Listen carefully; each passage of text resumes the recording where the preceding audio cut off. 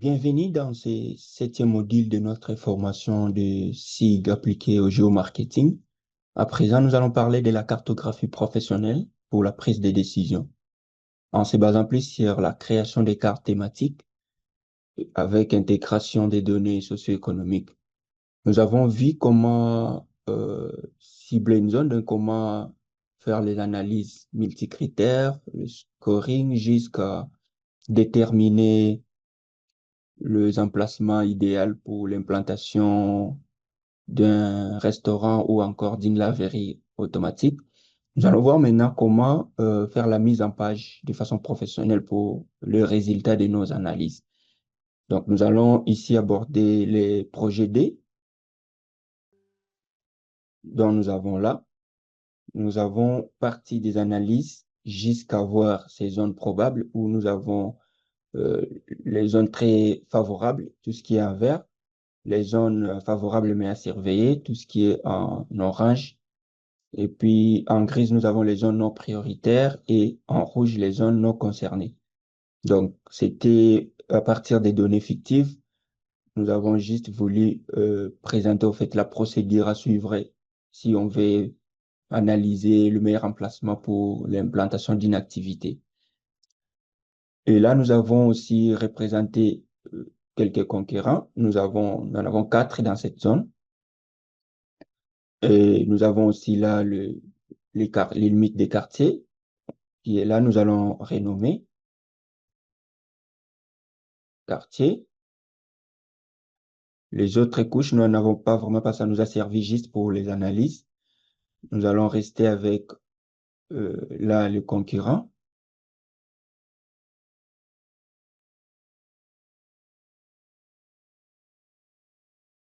Voilà. Et pour tout ce qui est réseau routier, le bâtiment et autres, on va juste se servir de l'image des fonds, les fonds OpenStreetMap qui est là. Nous allons à présent générer une zone de chalandise pour ces quatre concurrents. Ensuite, nous ferons aussi pour les probables emplacements que nous avons trouvés afin de voir quelles sont les zones où il y a une interaction et où, si par exemple si par exemple on implante la laverie automatique, sur quelle partie on doit plus maximiser la communication ou le marketing par rapport aux autres. Donc, on commence avec la concurrence. Nous allons utiliser l'extension ORS Tool qu'on a téléchargée. On a à partir des extensions du GIS. Donc, on peut les retrouver là, tout comme on peut venir sur le menu Internet et on a ORS Tools qui est là. On va l'ouvrir. Nous avons déjà expliqué comment l'utiliser dans nos vidéos précédentes. Et là, nous allons générer les isochrones, ça veut dire les zones couvertes à partant des paramètres états. Nous allons prendre isochrone from layer parce qu'on va utiliser la couche concurrent qui est là. La couche, c'est concurrent. Mode, c'est marche. Et nous allons mettre 5 minutes, 10 minutes et 15 minutes. Destination, nous allons générer d'abord une couche temporaire. On pourra enregistrer ça après. Nous allons exécuter. Voilà, là, ça donne. On voit les zones de chalandise euh, générées. Euh, Là où c'est 15, parce qu'on voit bien que nos emplacements très favorables sont presque proches de ses concurrents. Et la zone de 15 minutes, je pense que c'est pas vraiment intéressant. Bon, on peut laisser quand même. Sinon, on pourrait faire ça. Et ce qu'on va faire maintenant, on va générer juste les centroïdes en prenant l'un des points. Donc, on va prendre l'un des emplacements. Par exemple, on va sélectionner cet emplacement ou encore, voilà, l'autre. Et on va faire pareil ici. On va sélectionner cet emplacement. Et là aussi, on sélectionne cet emplacement. Voilà, nous avons sélectionné trois. Maintenant, euh, on va générer les zones de chalandise à partir de ces emplacements. Donc, nous allons venir là. Nous allons prendre isochrone from layer. Comme ça prend en compte euh, le point, se rend compte que ça donne pas la possibilité d'utiliser emplacement. Nous allons juste transformer nos emplacements là au format point en utilisant Centroid. Donc, nous allons venir sur boîte à outils traitement et rechercher Centroid. Donc, ça va juste nous aider à générer des points au centre de ce que nous avons sélectionné comme emplacement. Voilà. Nous allons l'enregistrer. Nous allons prendre en compte que les entités sélectionnées et l'enregistrer dans un GeoPackage. Notre GeoPackage BD Skin Centre. Et nous allons le nommer emplacement très favorable. Voilà. Et nous allons exécuter. C'est fait. Maintenant, c'est à partir de ces points-là que nous allons générer la zone de chalandise. Nous allons d'abord changer la symbologie pour rendre ces points assez visibles. Nous allons prendre la couleur rouge.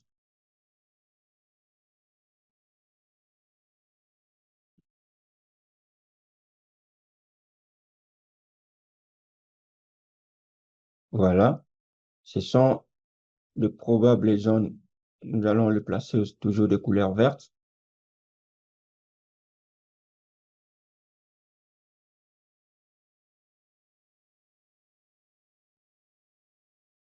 Voilà. Le probable, donc le meilleur emplacement pour nous. Et maintenant, nous allons générer la zone de chalandise. Donc, nous allons prendre l'isochrone from layer. C'est un placement très favorable. Nous allons prendre footworking, ça veut dire marche-pied, ça veut dire pour la marche à pied. Et nous allons prendre aussi la zone de 10 mètres, 5 mètres, 10 mètres et 15 mètres. Ça sera la destination et nous allons exécuter.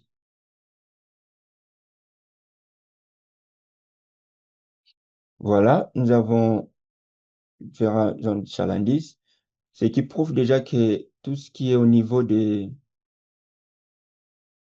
Laissez-moi déplacer l'autre. Donc, s'il faut renommer, ici, nous avons la zone de chalandise, zone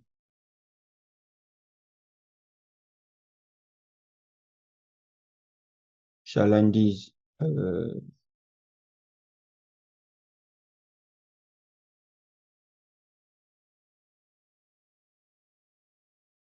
laverie. Voilà, laverie auto. Et ici, nous avons zone chalandise, concurrent.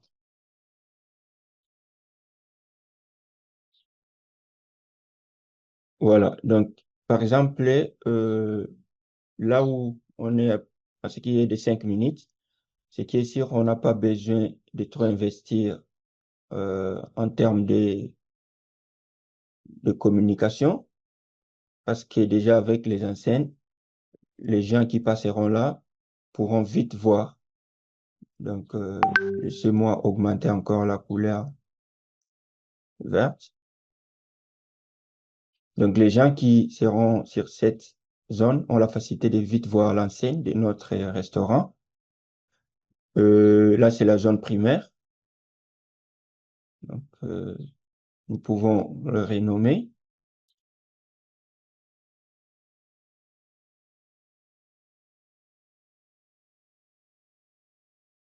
Zone primaire.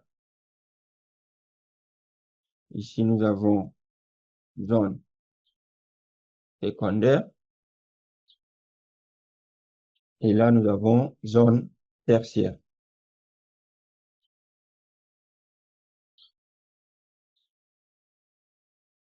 Donc, ici, nous pouvons changer aussi la couleur.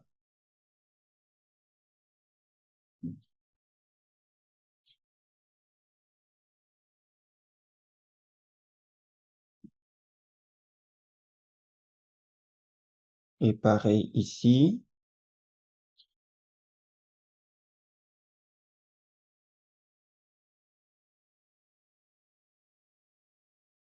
Voilà. Nous allons réduire la transparence, 40, et appliquer. Comme il y avait déjà la couleur rouge utilisée là-bas, ici, nous allons utiliser une autre couleur, en mauve.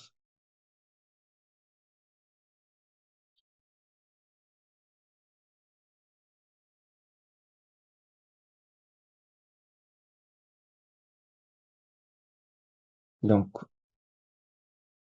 voilà. Et le but est, si par exemple, on vient de l'autre côté, du côté conquérant, on amène aussi à même 30. En faisant ça, euh, même chez nous, on peut aussi faire pareil. On va amener ça aussi à 30.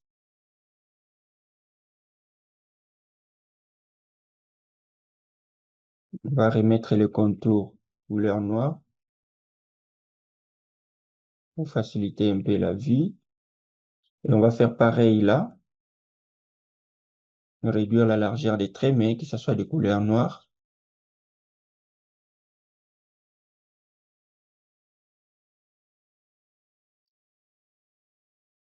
Nous allons appliquer.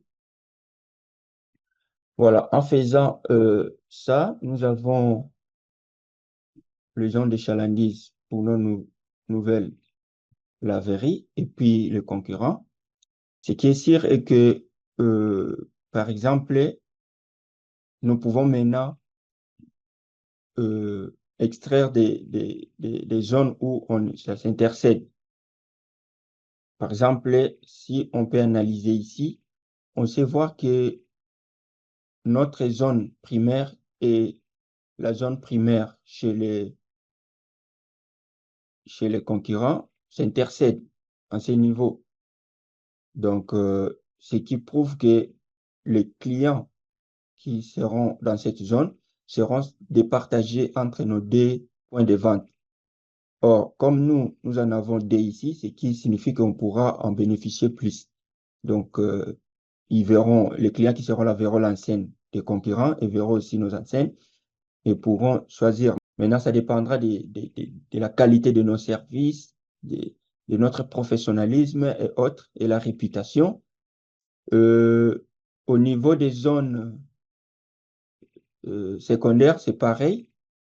On voit que ça s'intercède aussi là. Et au niveau des zones tertiaires, on voit aussi que ça s'intercède avec euh, le conquérant. Mais ce qui est sûr, le reste ici, ni nos, les restes ici sont dans des zones que nous ne contrôlons pas, qui sont au-delà de notre zone de chalandise, que ce soit pour nos laveries, que ce soit pour les concurrents. Ça veut dire, c'est là où peut-être nous allons plus maximiser avec le marketing, la communication, parce que ceux qui sont tout autour de nos emplacements sauront quand même facilement lire sur nos enseignes, voir nos laveries par rapport à ceux qui sont loin. Donc, c'est à ça que peut servir les zones de chalandise, le fait de détailler. Et on peut même aller loin. Par exemple, ici, je peux considérer, euh, supposons, la zone euh, tertiaire et on peut utiliser l'intersection pour voir avec quelle est la partie qui intercède avec l'autre. Nous pouvons venir sur le menu vecteur. Par exemple, nous sélectionnons d'abord la zone tertiaire, faire aussi pareil de l'autre côté. Et nous allons venir sur outils, sur le menu vecteur, outils de géotraitement. Nous allons prendre intersection. Nous allons utiliser ici, pour la zone d'échalandise de la Vérioto, on va prendre K, les entités sélectionnées. Pour les zones, ici, on va prendre les zones d'échalandise des concurrents. Et ensuite, nous allons exécuter. Voilà, vous voyez que nous avons une nouvelle couche créée. Ça veut dire, là, ce sont des zones auxquelles nous allons des fois nous départager des clients avec les concurrents. Donc, nous pouvons changer le style. Et style, nous n'allons pas prendre de continu, mais plutôt hachiré comme ça. Et nous allons prendre la couleur rouge, appliquer. Voilà, donc dans cette partie-là, ce sont des zones où nous allons nous départager des clients avec les concurrents. Mais les restes ici, nous aurons la facilité d'avoir ces clients-là. Et en dehors, nous devons maximiser le marketing. Donc, ce sont les différentes analyses qu'on peut faire. Il y en a beaucoup. Nous allons vite voir comment faire maintenant la cartographie professionnelle, comment faire la mise en page de cette carte. Donc ici, nous pouvons euh, réduire la transparence, par exemple à 10 ou encore à 20.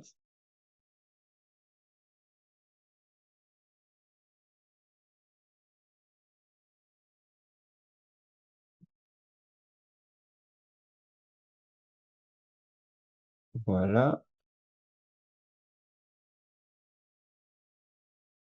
Nous allons amener l'emplacement au-dessus des zones d'échalandise.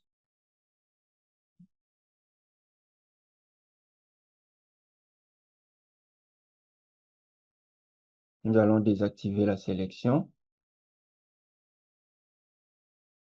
Nous allons juste soit enlever de couleurs ou encore réduire. Pour les zones d'échalandise, nous allons réduire la transparence même à 10 ou encore 15 parce que la carte doit être assez lisible.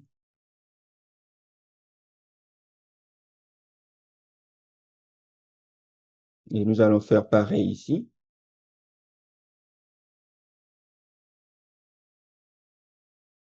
Ou encore, espérons avec 20.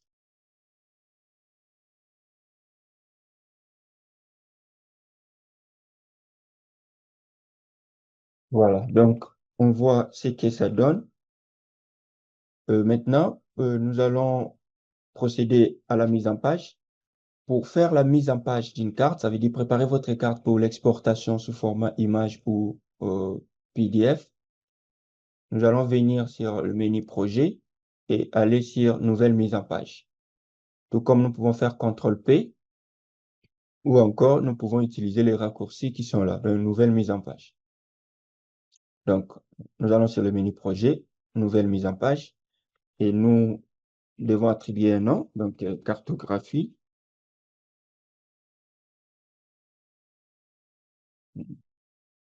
Emplacement, laverie, automatique. Voilà, nous allons valider et QGIS nous présente une nouvelle interface.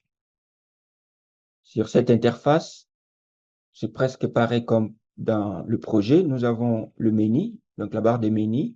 Nous avons le menu mise en page avec pas mal de fonctions ou d'outils. Nous avons le menu éditer avec des outils appropriés. Le menu vie avec des outils et surtout les outils barre et la fonction barre d'outils et panneau qui nous permet de déterminer qu'est-ce qu'on aimerait avoir sur cette interface. Donc, tout ce qui est là, on peut le cocher ou le décocher. Par exemple, du côté panneau, je peux décocher, vous voyez ici, nous avons propriété de l'objet. Si je viens sur panneau, je décoche propriété de l'objet, vous allez remarquer que ça disparaît. Donc, je peux encore aller sur vue, panneau, je décoche, par exemple, mise en page qui est là. Si je décoche mise en page, vous voyez aussi que ça a disparu. Donc, c'est à vous de décider qu'est-ce que vous aimeriez voir sur cette interface. Et souvent, ça nous aide et on les coche au moment idéal. Ici, nous avons la barre d'outils. Donc, les options qui sont dans le menu, on les retrouve encore là sous forme de raccourcis. Donc là, on peut enregistrer, on peut dupliquer la mise en page, paramètres de mise en page. Les icônes qui sont là nous permettent d'exporter en format image, ici en format PDF, là en format SVG. Et autres, nous avons la fonction aussi d'atlas qui est là. On peut générer des atlas, ça veut dire des cartes en série. Nous avons les paramètres. Et avant de faire toute autre chose, nous allons d'abord déterminer le format de la page. La carte qu'on va réaliser sera de quel format? Est-ce que c'est le format A4? Est-ce que c'est le format A3? Est-ce que c'est le format A0? Et tout ça, pour le déterminer facilement, vous devez savoir la finalité. Est-ce que la carte sera intégrée dans un rapport? Est-ce que ça sera imprimé en grand format pour placer dans un bureau? Donc, tout ça est à prendre en compte. Pour changer le format de la page, nous allons faire clic droit, propriété de la page. Et du côté droit, nous avons les propriétés de l'objet en question. Nous avons en premier lieu la taille. Nous pouvons cliquer là, choisir, il y a plusieurs formats qui sont là. Et si les formats qui sont là ne conviennent pas à la demande de notre client, nous pouvons venir sur personnaliser afin de déterminer nous-mêmes les dimensions pour la largeur et la hauteur. Ici, nous allons prendre format A4. Ensuite, vous avez l'orientation. Est-ce que c'est paysage ou portrait? Quant à l'orientation, pour facilement déterminer cela, vous devez prendre en compte la forme de votre carte. Ça veut dire ici, si nous sommes là, on voit que la carte, normalement, ça doit être imprimé sur une page en format paysage et non portrait. Nous allons revenir là et laisser paysage. Donc, pour nous, ça, c'est bon. Mais si c'était sur une page A4, A3 plutôt, c'est question de cliquer là et prendre A3. Et vous voyez que ça devient assez grand. Et si c'est A4, on va revenir là. Ensuite, ici, nous avons pas mal d'outils. Par exemple, pour ajouter la carte ici, nous avons premier prendre cet outil. Donc, lorsque vous survolez les outils, vous avez les textes. Par exemple, là, ça nous dit ajouter une carte. Nous allons prendre cet outil et venir réaliser un cadre là où nous pensons être le meilleur endroit pour que la carte s'affiche. Nous pouvons dire qu'en haut, on va laisser l'espace pour les titres et on va commencer la carte ici. Donc, nous allons cliquer et glisser en maintenant le bouton de la souris cliquer. Et c'est de façon automatique que la carte qu'on avait là-bas dans notre projet viendra ici. Donc, voilà. Ensuite, nous avons ici l'outil qui nous permet à sélectionner l'objet. Donc, vous voyez là, je peux déplacer l'objet. Tout l'objet se déplace. Mais en dehors de cet outil, nous avons un autre outil qui est là. Cet outil nous permet de déplacer le contenu de l'objet. Donc, si je le prends, ce n'est pas l'ensemble du cadre qui sera déplacé, mais juste le contenu de l'objet.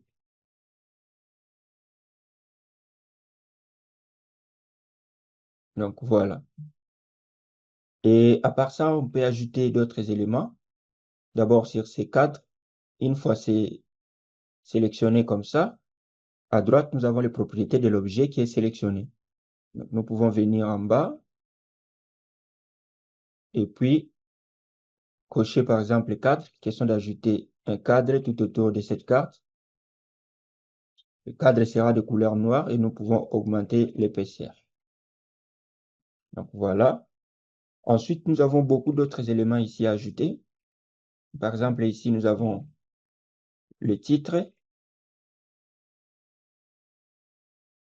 Nous allons cliquer là et venir placer le titre ici. Donc, c'est toujours question de cliquer et créer un cadre et c'est là où sera placé l'objet et qui juste ajoute par défaut un titre. qui est là, et nous allons modifier. Nous allons écrire maintenant cartographie.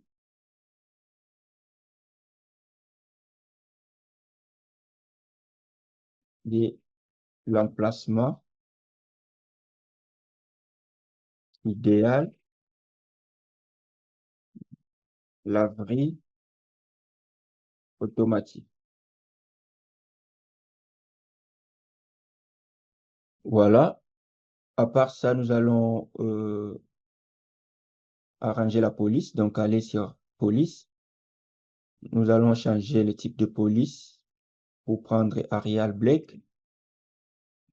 Nous allons utiliser la taille 12. Nous allons faire retour. Ici, nous allons placer ça au centre. Et là aussi, au centre. Voilà. Nous avons le titre de notre carte. Autre élément, c'est la légende. Donc, pour essayer un peu de mieux expliquer les couleurs qui sont là, nous allons prendre là, ajouter légende. Et c'est le même principe. Vous venez sur la carte et vous cadrez. Donc, vous cliquez glisser en format un cadre quelque part. Et la légende sera ajoutée de façon automatique. Et nous, qu'est-ce qu'on va faire? Nous allons, comme ici, la légende importe toutes les couches qui ont été utilisées dans le projet. Et comme c'est la légende qui est sélectionnée, du côté droit, nous avons propriété de cet objet-là. Donc, nous allons ajouter le titre, légende.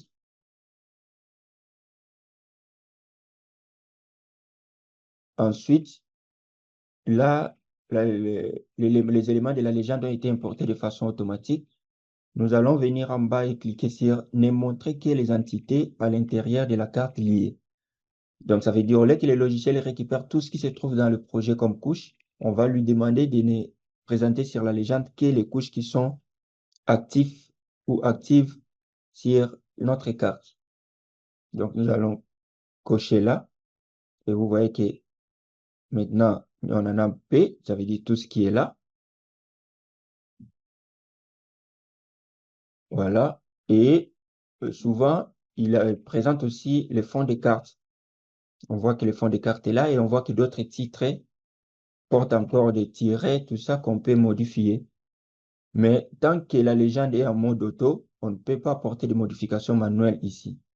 Pour le faire, nous allons désactiver le mode mise à jour auto. C'est à ce moment-là qu'on peut maintenant cliquer ici pour apporter des modifications. Par exemple, on n'aimerait pas que OSM standard, le fond qui est là, s'affiche dans la légende. Là, ça ne donne pas assez d'informations. Ensuite, on va changer le titre qui est là, BD, donc base de données, Kin Centre Emplacement et Laverie. On va faire double-clic ici pour laisser juste euh, emplacement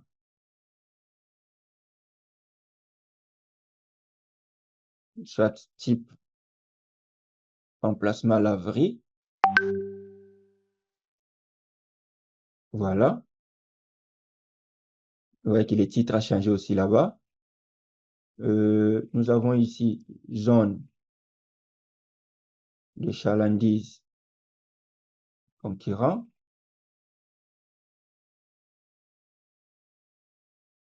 Voilà. Nous avons ici double-clic, donc zone chalandise pour nos laveries automatiques.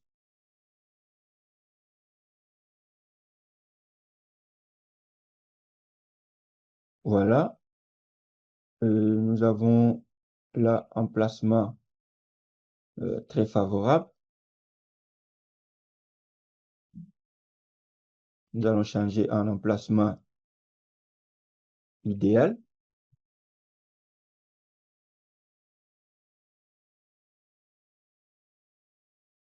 Voilà. Et ici, nous avons concurrent et puis quartier. Donc, on voit que là, notre légende est assez présentable. À part ça, nous avons aussi les dimensions. Donc, on peut venir sur format police et texte. Par exemple, là, nous avons le titre. On peut faire en sorte que le titre soit en gras. On peut réduire la taille à 10. Et on peut faire pareil, par exemple, pour les titres des sous-groupes. Ça veut dire le sous-groupe, c'est par exemple les titres qui est la zone des chalandise avec le, ce qui est en dessous. Pour les sous-groupes, nous allons utiliser la taille 8 ou 9. On peut mettre aussi en gras. Ouais, tout ce qui est sous-groupe est maintenant en gras. Ensuite, pour les éléments, les étiquettes des éléments, donc ça veut dire ceux qui sont là, nous allons utiliser la taille 8. Et à part ça, à part le format des textes, nous allons aussi euh, retravailler l'espacement. L'espace entre les contenus et le titre, les gens, nous allons réduire. L'espace euh, sous-groupe, nous allons aussi réduire. Et l'espace des éléments aussi. Voilà. Et à part ça, nous allons voir un peu l'emplacement. Si on se rend compte qu'on a du mal à bien positionner notre légende, ça veut dire à un moment, ça nous empêche de bien voir la carte. Nous pouvons venir sur la fonction colonne pour faire en sorte que la légende ne soit pas d'une seule colonne, mais par exemple deux ou trois colonnes. Donc ici, nous allons écrire D. Donc voilà ce que ça donne. Question de voir où ça peut être, tout comme on peut tenter avec 3. Voilà, je pense que là, c'est bon. On peut juste cliquer ici et utiliser l'outil déplacer le contenu de l'objet pour déplacer notre carte. Ensuite, revenir sur déplacer euh, un objet pour mieux positionner la légende. Donc, voilà ce que nous avons. À part ça, nous allons encore revenir sur le contenu de la légende. C'est toujours mieux de débuter par le point, ligne, polygone. Selon l'ordre, nous allons déplacer les quartiers ici pour que ça devienne après emplacement. Comme ça, on aura point, ensuite le polygone. Nous allons juste changer. Là, nous avons encore intersection. Euh, Nous avions dit que c'était des zones où on devait se départager les clients avec le concurrent. L'intersection qui est là, nous allons faire double-clic. Euh, Nous allons écrire juste partage clientèle.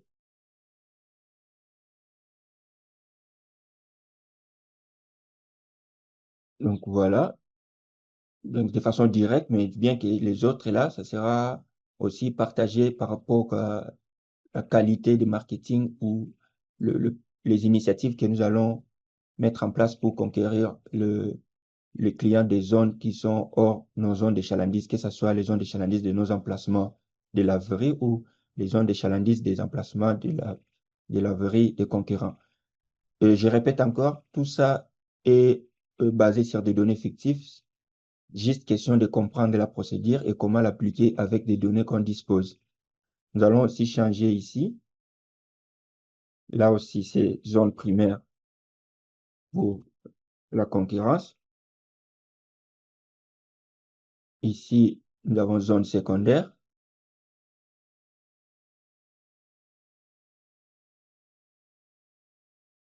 Et là, nous avons zone tertiaire.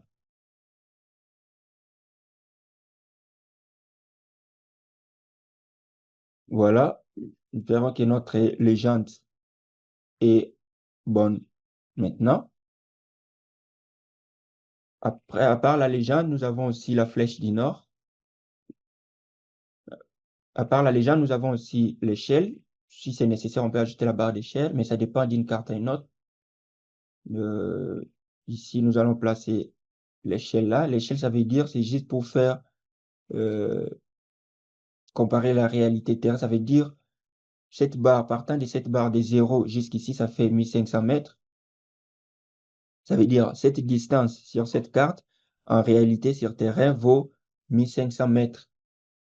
Donc, c'est les rapports entre la représentation sur ces euh, formats de la carte par rapport à la réalité de terrain. Voilà. Nous pouvons aussi apporter quelques modifications à la légende. Par exemple, réduire la hauteur. Euh, Voilà, tout comme la police.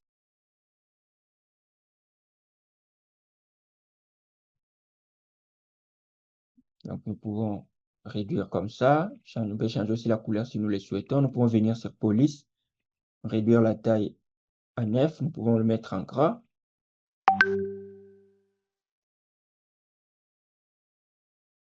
Voilà. Nous avons aussi, nous allons cliquer là pour revenir sur zoom complet. La flèche du nord, ça veut dire c'est l'icône qui indique le nord géographique. Nous pouvons le placer là. Ce sont là quelques éléments nécessaires de la carte. Il y en a plusieurs, mais cela dépend aussi des bénéficiaires de la carte qui doivent utiliser cette carte.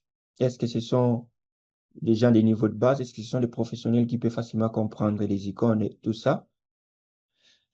Là, nous avons le titre parmi les éléments nécessaires d'une carte. Nous avons le titre, la flèche du nord, la légende, la barre d'échelle, la carte.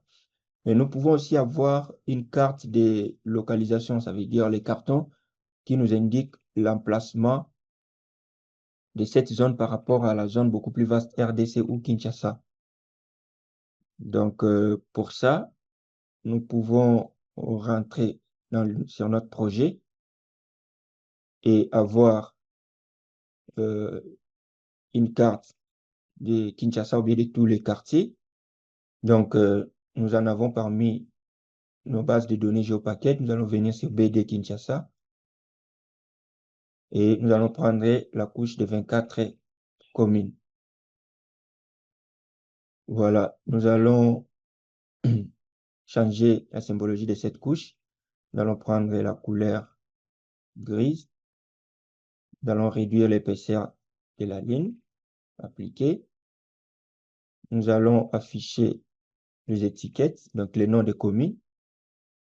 La taille, nous allons placer à 5 ou 4. Et voilà, nous allons changer. Il y a un système qu'on appelle les thèmes. Ça veut dire que nous allons d'abord désactiver comme ça. On va enregistrer d'abord ça comme premier thème.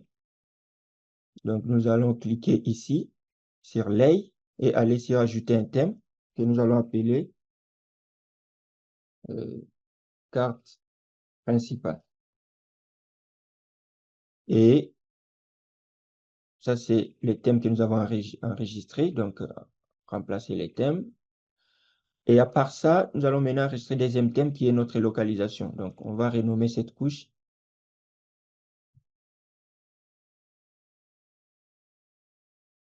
commune Kinshasa. Voilà, donc nous allons désactiver les restes pour rester juste avec la couche de commune de Kinshasa qui est là, que nous utiliserons comme la localisation. Donc maintenant, nous allons enregistrer le deuxième thème. Donc nous allons cliquer là et venir sur Ajouter un thème qui sera appelé localisation. Voilà, nous allons voir l'importance de ces thèmes. Donc localisation. Maintenant, si je suis sur un seul projet, mais si je clique là, je viens sur le thème carte principale, ça va changer pour me présenter cette carte. Et si je reviens encore là, je clique sur localisation, ça change pour me présenter le deuxième thème. Donc, c'est ça l'importance.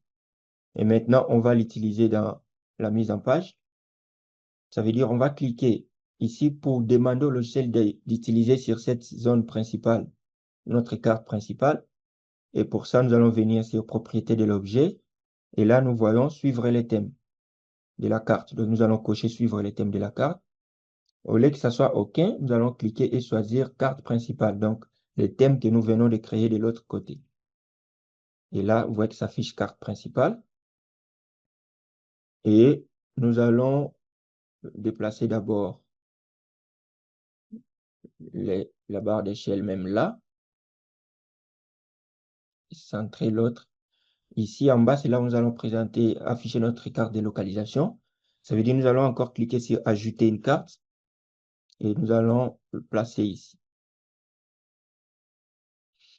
Et qu'est-ce que nous allons faire maintenant sur cette carte de localisation? Nous allons aussi cliquer sur suivre les thèmes de la carte et là choisir localisation. Donc, ça veut dire ici, nous aurons la carte principale et là, la localisation. Nous allons juste bien afficher la localisation. Donc, ici, j'ai l'échelle de la carte de localisation. Nous allons faire en sorte que la carte soit complètement visible. Donc, pour ça, nous allons euh, augmenter ici. Au lieu de 28, nous allons prendre 35. Nous allons arriver à 40. Donc, on augmente l'échelle pour que là, la carte soit petite et assez visible. Et là, essayons avec 60. Nous allons continuer à 80. Donc, j'échange juste les deux premiers chiffres. Et je peux prendre cet outil pour déplacer l'objet. Je peux encore aller à 90. Donc, voilà. Ou encore aller à 100. Donc, c'est à vous de voir comment vous aimeriez que la carte de localisation soit. Si vous pensez que pour vous, comme ça, déjà, c'est bon, ça vous donne une idée de là où ça se trouve. Tout comme vous pouvez encore augmenter.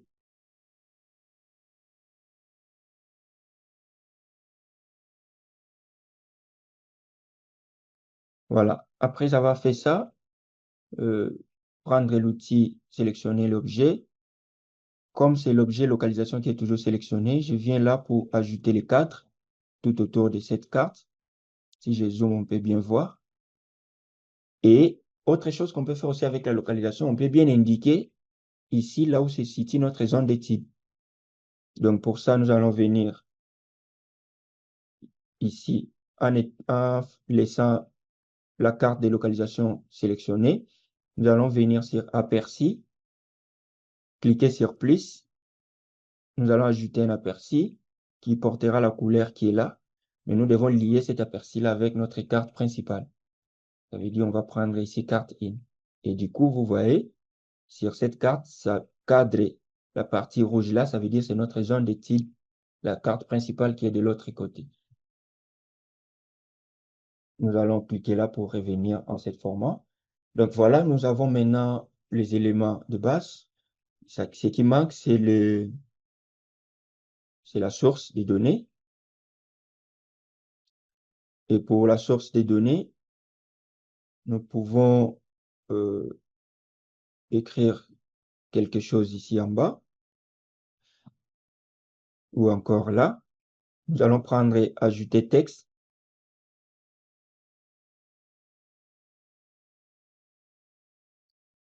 Et là, nous allons écrire les métadonnées. Ça veut dire les informations permettra de comprendre d'où proviennent les données de cette carte.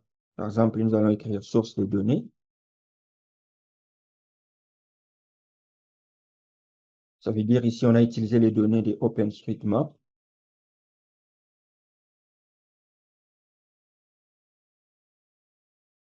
On a utilisé les données de Google F Pro. Et supposons aussi il y avait une mission d'enquête sur terrain pour avoir les informations sur la population près des municipalités, comme quartiers, et ainsi de suite. Nous allons aussi parler des enquêtes de terrain. Nous pouvons aussi ajouter archives commis. Donc, c'est comme j'ai dit, tout part des données fictives, question de vous aider à comprendre la procédure. Après avoir fait ça, euh, nous pouvons aussi parler de l'auteur.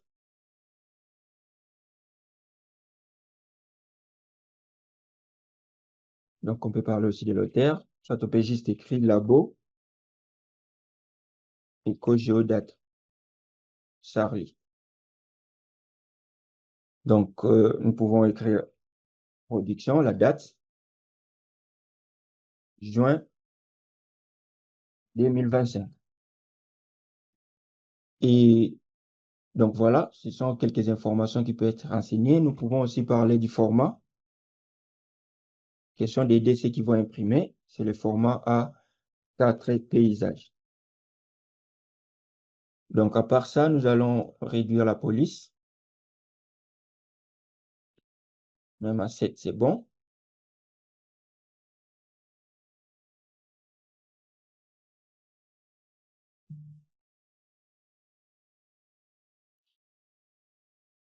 Donc voilà la source des données qui est là. Et à part ça, nous allons juste placer un texte ici qui précisera que les données de cette carte sont fictives. Donc, nous allons écrire note, c'est très important. Les données utilisées dans cette carte pour la réalisation de cette carte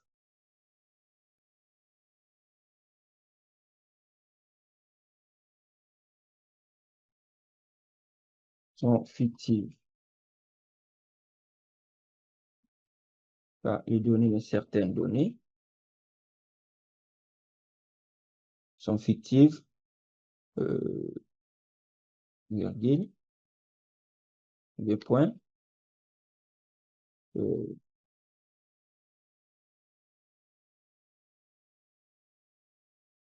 sont fictives et elles subissent, elles subissent des mises à jour.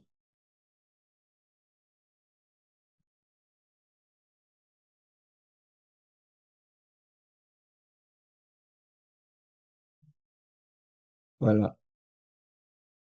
Certaines données utilisées pour la réalisation de cette carte sont fictives et subissent des mises à jour régulières.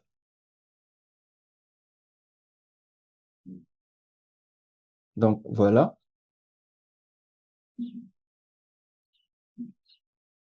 Et ça, nous allons aller aussi dans police. Nous allons utiliser la couleur rouge pour que ça soit vraiment remarquable.